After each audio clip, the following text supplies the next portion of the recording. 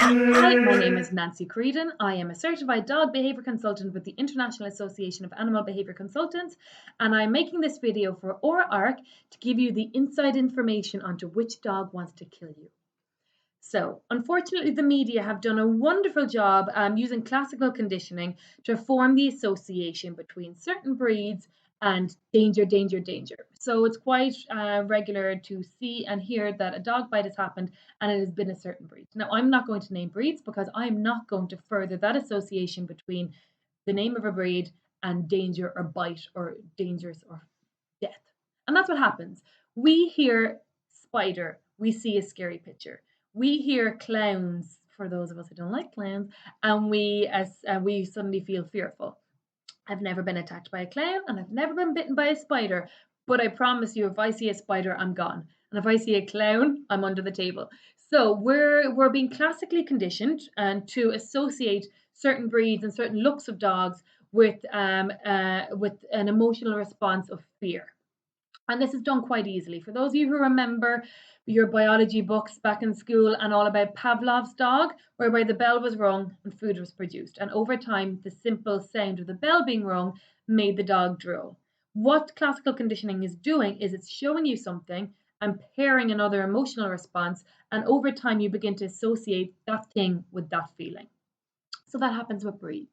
And it's silly, silly, silly. I will tell you which dog is dangerous, okay? And the dog that is dangerous is the dog that is in a sympathetic nervous system dominant state.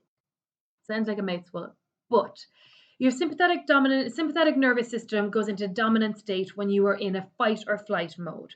So we all have heard and can know the feeling of being in a fight or flight mode. We all know what it feels like to be panicking, hair standing up in the back of our neck, we're panting, we're looking for an escape route. That's part of having a sympathetic nervous system in a dominant state. It also goes into dominant state when you're about to get on a roller coaster, or for some people at a Justin Bieber concert. So your sympathetic nervous system goes into dominant state when your body is in a heightened state of arousal. So your body gets a little bit wound up, and your neurochemicals start saying, "Okay, time for emergency." You know, if you picture that movie Inside Out, it's when, okay, panic, panic, panic, we gotta react.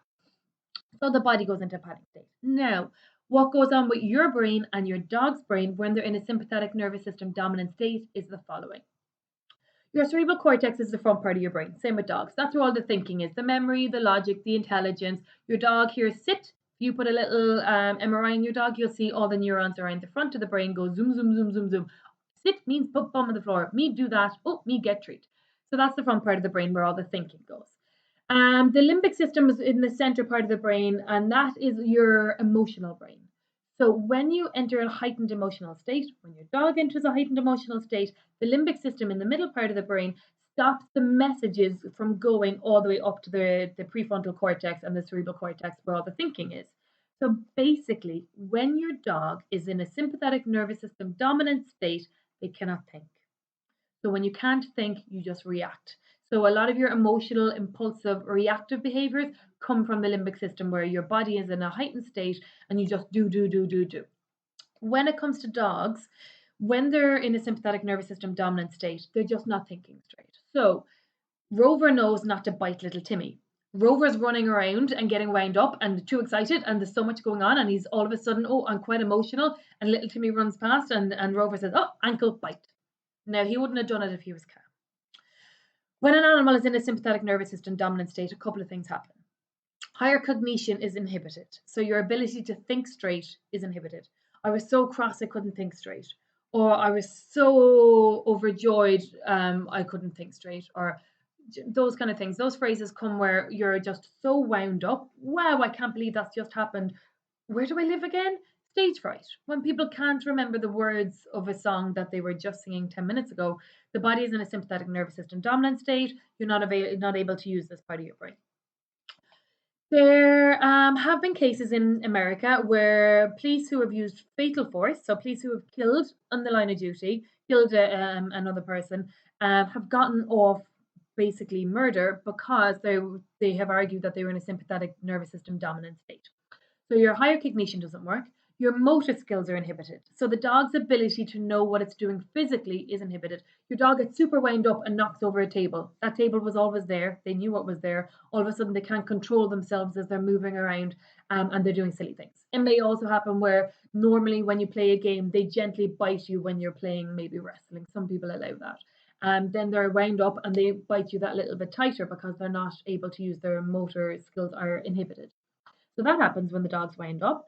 And then, most importantly, when it comes to dog being in danger, your threat interpretation is skewed. So basically, when the dog is super wound up, its ability to interpret another being as a threat or a non threat is inhibited. So the dog all of a sudden thinks, oh my God, the postman's going to kill me. He's going to throw me in the back of the van. I need to protect myself. I'll just give him a little nip, but I can't give him a little nip because my motor skills are inhibited. And all of a sudden I've bit him badly, but I didn't know what I was doing because I couldn't think straight and wasn't able to interpret him as a non-threat.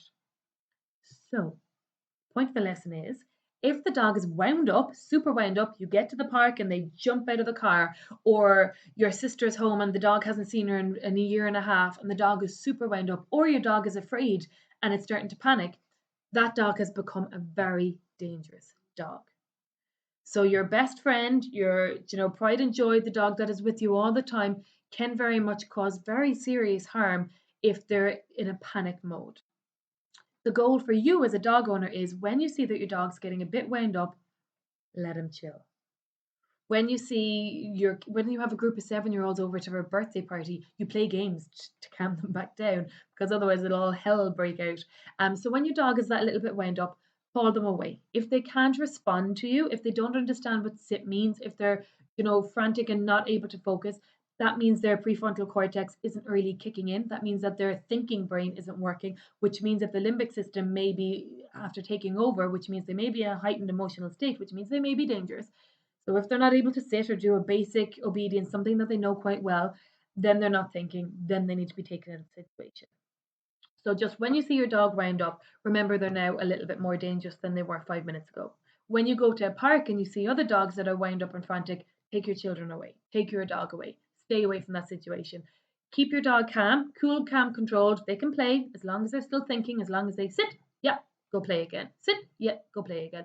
Then they're safe dogs. As soon as they're not thinking, as soon as they're in a sympathetic nervous system dominant state, they're dangerous.